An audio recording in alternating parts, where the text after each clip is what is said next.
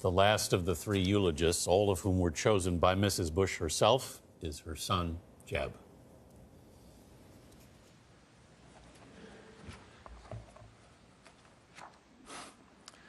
As I stand here today to share a few words about my mom, I feel her looming presence behind me. And I know exactly what she's thinking right now. Jeb, keep it short. Don't drag this out. People have already heard enough remarks already. And most of all, don't get weepy.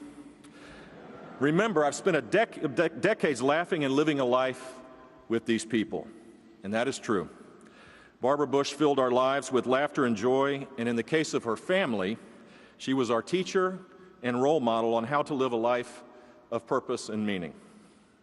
On behalf of our family, we want to thank the thousands and thousands of expressions of condolence and love for our precious mother.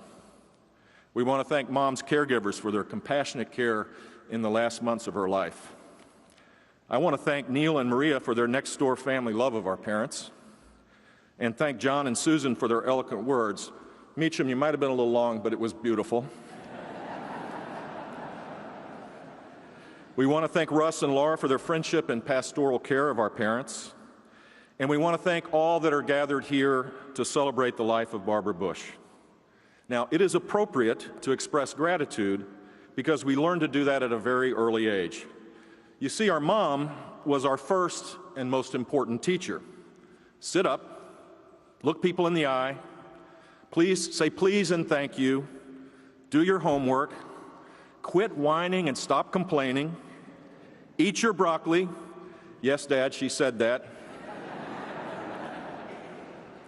The little things we learned became habits, and they led to bigger things like be kind, always tell the truth, never disparage anyone, serve others, treat everyone as you would want to be treated, and love your God with your heart and soul. What a blessing to have a teacher like that 24/7. Now, to be clear, her students weren't perfect. That's an understatement. Mom got us through our difficult times with consistent, take it to the bank, unconditional, but tough love. She called her style a benevolent dictatorship, but honestly, it wasn't always benevolent. When our children got a little older, they would spend more time visiting their Gampy and Ganny. All it would take would be one week, and when they came home, all of a sudden, they were pitching in around the house. They didn't fight as much, and they were actually nice to be with. I attribute this to the unbridled fear of the Ganny lecture and the habit-forming effects of better behavior taking hold. Even in her 90s, Mom could strike fear into her grandchildren, nephews, nieces, and her children if someone didn't behave. There were no safe spaces or microaggressions allowed with Barbara Pierce Bush. But in the end, every grandchild knew their Ganny loved them. We learned a lot more from our mom and our Ganny. We learned not to take ourselves too seriously. We learned that humor is a joy that should be shared. Some of my greatest memories are participating in our family dinners with Mom when Mom would get into it, most of the time with George W., as you might imagine, and having us all laughing to tears. We learned to strive to be genuine and authentic by the best role model in the world. Her authentic plastic pearls, her not culling her hair. By the way, she was beautiful till the day she died. Her hugging of an HIV/AIDS patient at a time when her own mother wouldn't do it. Her standing by her man with a little rhyming poetry in the 1984 election. In 1,000 other ways, Barbara Pierce Bush was real, and that's why people admired her and loved her so. Finally, our family has had a front row seat for the most amazing love story. Through a multitude of moves, from New Haven to Odessa to Ventura to Bakersfield to Compton to Midland to Houston to D.C. to New York to D.C. to Beijing to D.C. to Houston to D.C. back to Houston and Kennebunkport. Whew. Their love was a constant in our lives. My dad is a phenomenal letter writer, and he would write Mom on their wedding anniversaries, which totaled an amazing 73 years. Here's one of them written on January 6, 1994. Will you marry me?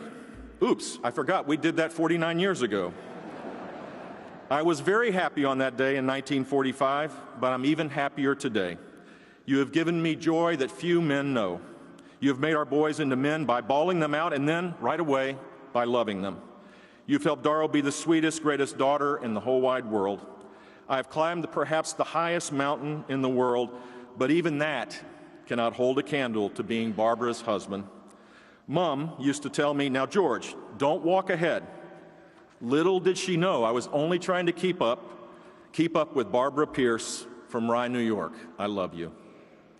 The last time my mom went into the hospital, I think Dad got sick on purpose so that he could be with her. That's my theory, at least, because literally a day later he showed up with an illness. He came into her room when she was sleeping and held her hand. His hair was standing straight up. He had on a mask to improve his breathing. He was wearing a hospital gown. In other words, he looked like hell. Mom opened her eyes and said, "My God, George, you are devastatingly handsome."